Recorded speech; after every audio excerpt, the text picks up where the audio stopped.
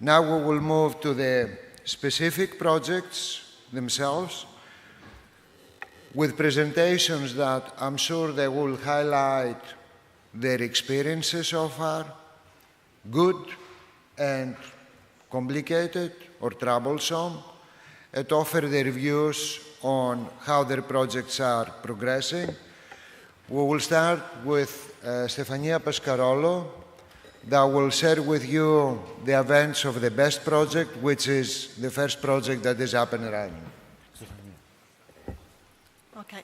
Thanks a lot to the European Commission and also to the Environmental Minister for being here. BEST project is is the first project that was awarded in the NER 300.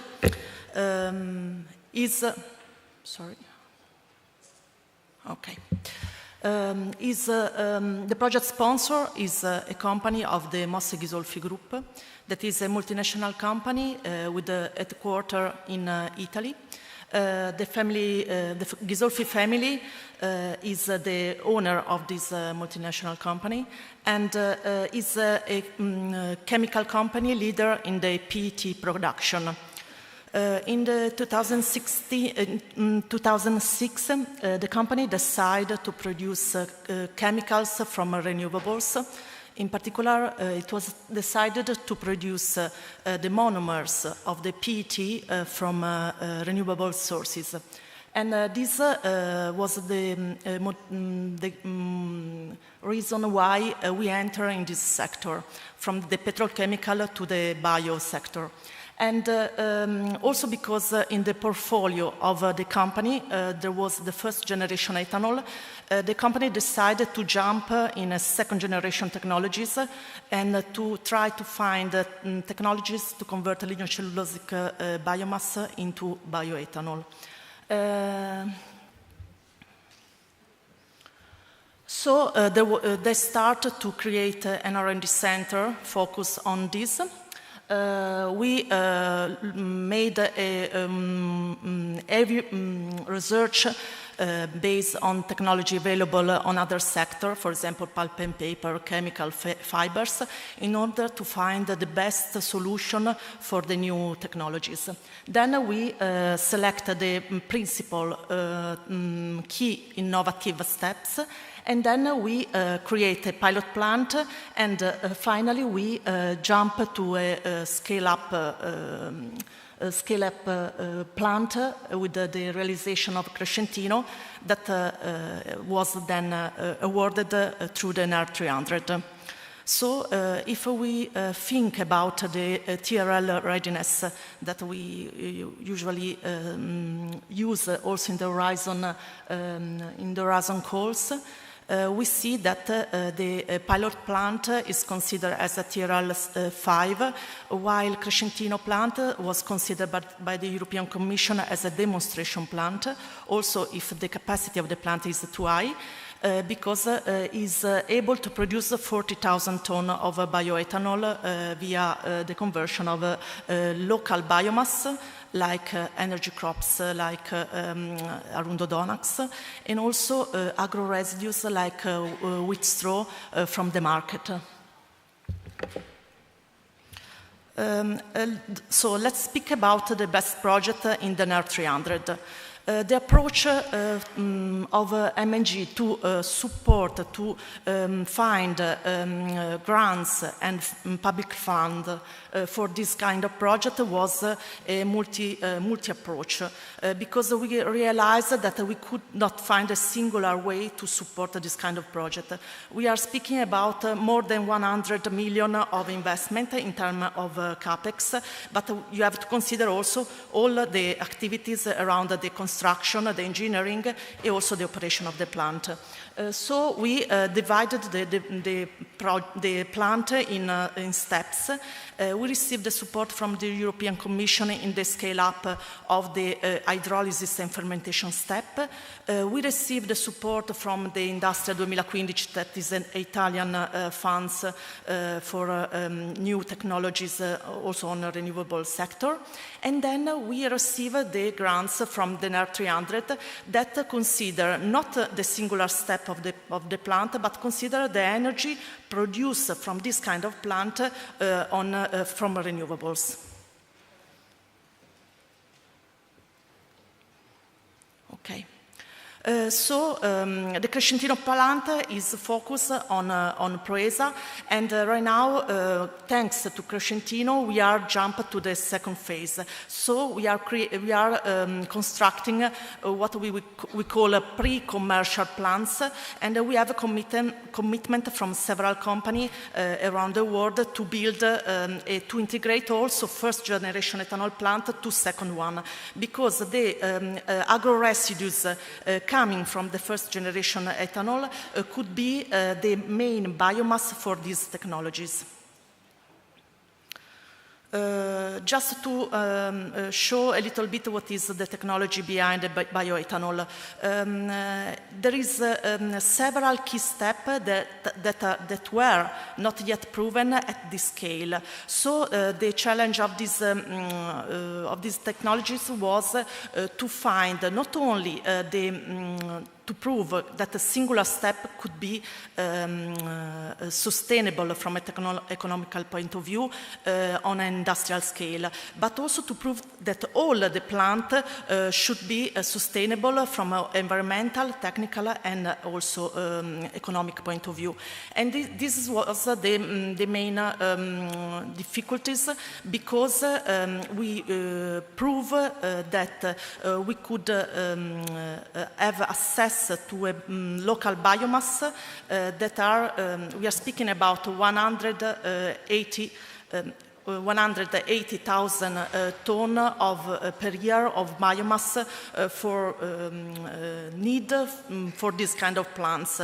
So there was we construct a supply chain well organized. We create companies that should provide biomass to this kind of biorefinery.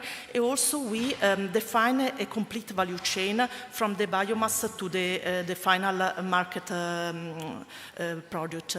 So this is the kind of collaboration that we want to demonstrate also in the next future for this kind of biorefinery. So to integrate different markets in a big and complex biorefinery system.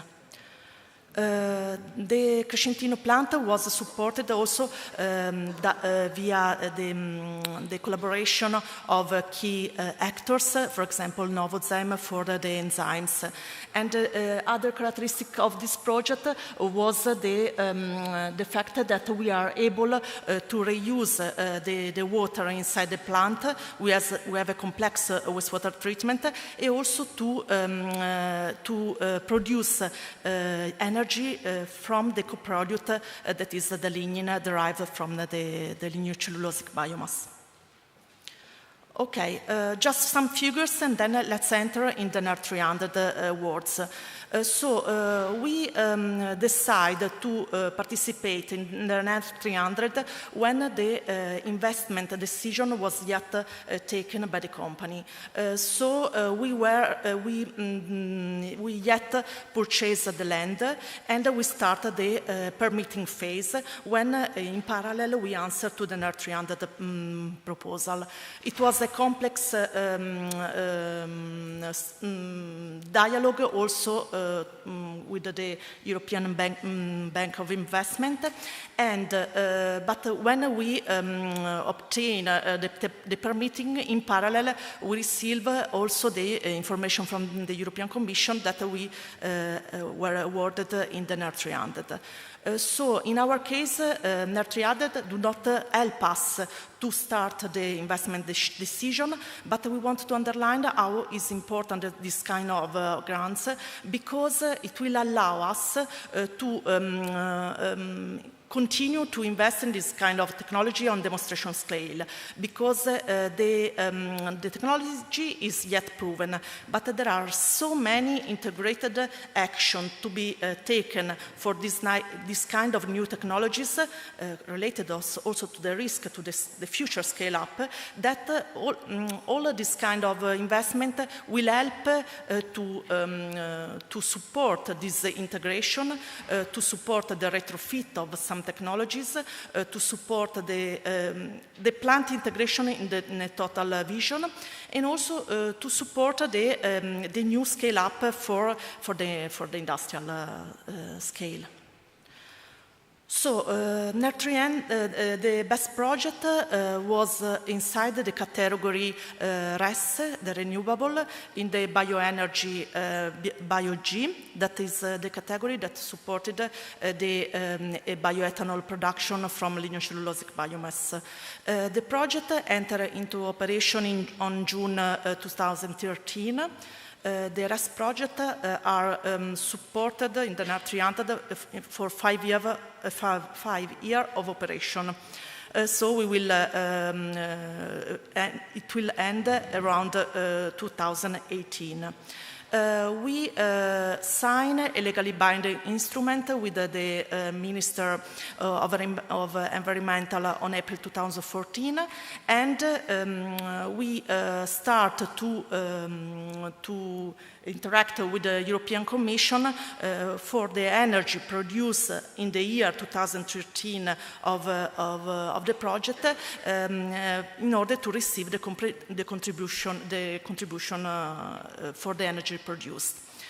So the NER 300 contribution for our project is fixed in around 28 million euros for the 5 years of operation, and this contribution was calculated based not only on CAPEX investment, but also on operation investment in the 5 years. So, just a few words that we wanted to understand, say that NER 300 is so an important way to support this kind of project, and also is a very efficient system.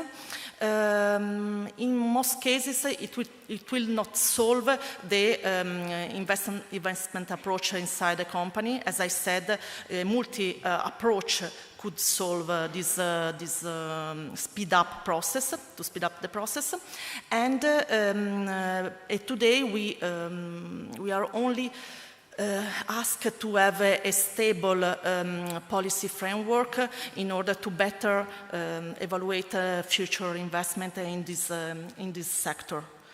Just to provide an example of future activities, the same activity that we have done in the ethanol sector, we would like to reproduce for bio-based chemists.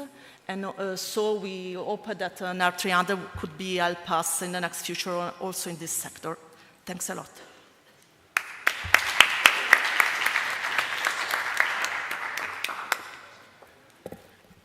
Thank you very much, Stefania. Thank you for your comments in the last slide, very well pointing out that the investment decision for the best project was there, but the NER 300 was pivotal in helping the project, making the jump in scalability, retrofitting, and continuously innovating on the critical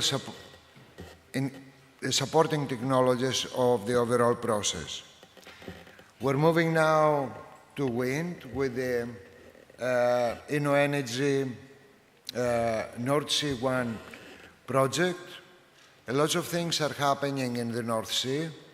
North Sea, besides providing us with coded herring, provides us with a very potential base for exploring renewable indigenous energy. And with this one, we will go on with the second presentation by Tobias on the offshore wind energy project.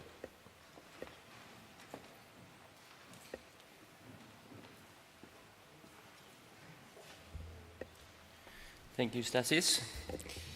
So I'm pleased to be here today and bring the offshore wind sector closer to you. And what we see here is one of RWE's current offshore wind farms in the North Sea. And our vision with the project Nordsee 1, which has been granted NER 300 funding, is to build more of these offshore wind farms, but double the size in terms of nominal capacity per wind turbine. Because we're moving to deeper waters, and the investment costs we make can be more profitable if you have a larger wind turbine on each of those foundations which you're seeing here. Also, sky is not as sunny as in Rome here, out in the North Sea. So we're faced with harsh weather conditions. The technology must be very sturdy.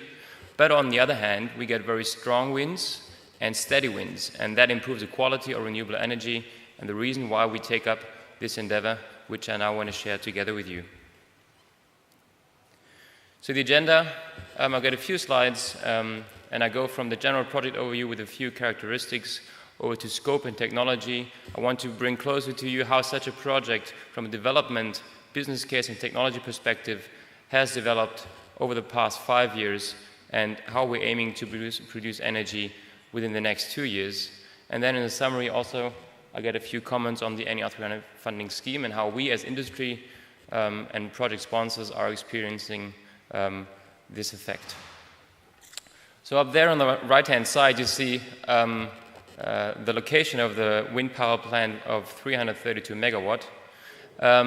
The North Sea is quite optimum for offshore wind energy because you get shallow waters. We here are close to 30-meter water depth, whereas the projects 10 to 15 years ago have had 5, 10, or 15-meter water depth. So we're moving deeper into the waters.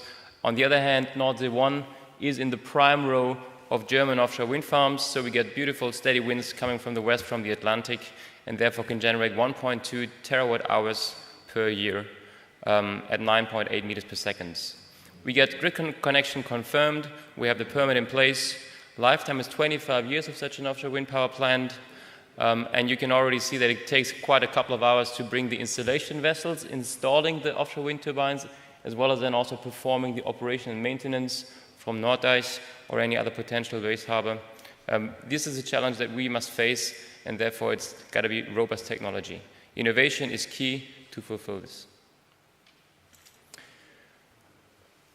This is an overview of all the stakeholders that Nordsee 1 is engaging with in order to produce this amount of energy. So starting on the top and then going clockwise, I'm going to detail those partners and those aspects in the next slides. On the financing side, we have equity sponsors to the left, and then the lenders who are asked at the moment. So banks are providing offers on a non-recourse finance basis to fund the project. Then we get the revenue stream based on a market premium, plus the off-taker who is also basically engaging with Nordsee 1 on a power purchase agreement. We get main contracts in order to get the offshore wind farm up and running. We get the wind turbine, foundation, substation, and the cables in order to take the electricity onto the land. And then we get public stakeholders, among them the European Commission. Brief history, RWE has initiated the project. RWE, a European utility, also with 4 offshore wind farms up and running or under construction. And recently, to support us on the equity side, NPI, as an independent power producer coming from Canada over here to Europe, to have taken 85% of the equity shares this year in September. And currently Nordsee 1 is striving towards reaching FID this year, which is basically these days, in order to then produce steel and the wind turbines in the next year. The project scope is displayed here. We're responsible as Nordsee 1 and as any other offshore wind farm in Germany for the orange part, which is turbines, foundations, the OSP, the offshore substation, and then the array cables connecting the 54 wind turbine generators with our smaller unit, which then is close by to the big yellow one, which collects a cluster's energy of 8 other offshore wind farms to then transport that to the shore. Our project scope in Germany, as said, is limited to creating the power plant out there in the water, and then the transmission system operator, by German law, is obliged to provide us with a connection to the shore. The offshore wind turbines are second generation 6 megawatts, which is why we as a project have qualified to be innovative. On the other hand, with the 5 megawatt wind turbines of Senvion, formerly Repower, there is a large fleet in the market which helps us for bankability. You need a track record in order to attract capital in such a risk-intense endeavor and technology. It's based on well-proven technology, but Senvion is well known to create innovation together with us as a project sponsor, and we're really applying the pull principle. We're telling them, guys, we're receiving EU funding, bring your stuff out of the laboratory into the wind turbine and improve therefore the robustness and also the output of this offshore wind power plant. A few words, taking the example of this turbine on the contractual package that the market is requesting from us when we ask them for financing. So EPCI, which means engineering, procurement, construction, up until installation. So this is the installation process of the Thornton Bank wind farm. And just to, here they're currently pulling up the rotor in one lift, and an innovation in the North Sea wind farm of a similar type of turbine will be to have a tool which allows us the single blade assembly, so 4-piece installation of this larger rotor to effectively save space on the vessel and therefore bring out more turbines at a time. We get a 10-year O&M contract with a really great 95% availability guarantee, which has been one of the key drivers of our achievement in the past years to fulfill the NER 300 promises we've made back in 2011, and the comfort package, as said before, to allow and ensure bankability. On the right-hand side, you see myself in a different dress. That's a pilot project which we are running together with other industry partners, motivated by NER 300 to bring new technology now to the market. So the N-monopile is a concept which has never been done before. Monopile is a simple, long, 60-meter long steel tube, and it's very soft. So with a big wind turbine, you got strong accelerations, and we, together with the supply chain, have developed technology that for the first time such a big wind turbine will be placed on this very effective structure. So we take the simple and effective monopile concept to deeper waters and to therefore generate better megawatt hour and cost ratios. Furthermore, we are currently investigating a technique which also is beneficial for the marine environment that we are basically working in.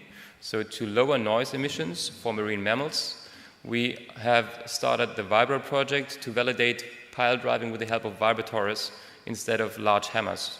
So state of the art is you pile the drive into the ground with a large hammer. The vibrator is faster and it is more silent. On the other hand, the question that with this R&D project, which basically is a step between development and full-scale commercialization, you need to close a research gap, which is about, does a vibrated pile, which is about the answer, does a vibrated pile stand as stiff over 25 years in the North Sea as an impact-driven pile? Unless you haven't proven that, you won't get certification to build it, and we as an operator would not put such a risk onto our asset if we haven't fully understood it. So it's a geotechnical, public-private R&D project that we have been running in Cuxhaven, close to the shore of our offshore wind farm this year.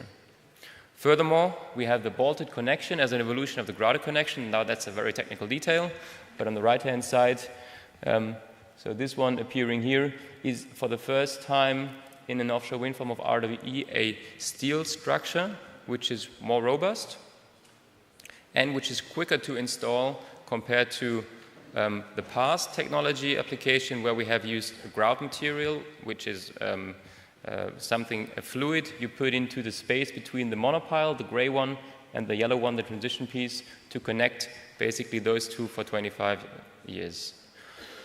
And we're also interacting with supply chains and asking smaller SME or other suppliers, what type of new materials do you want to use in future offshore wind turbines? Please present them to us, and if we like them, we want to also apply them in our offshore wind farm.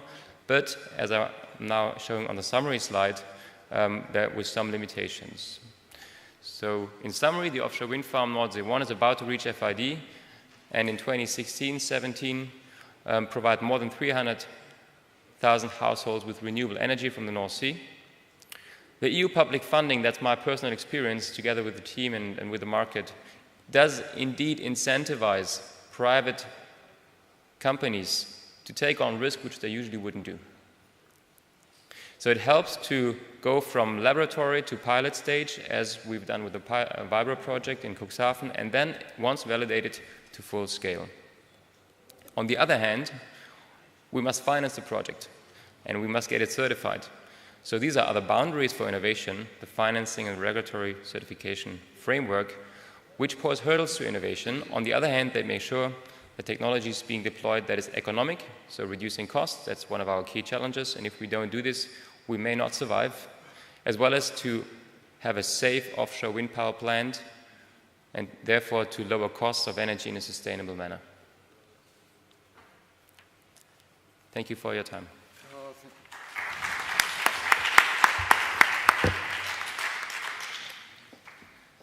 Thank you very much.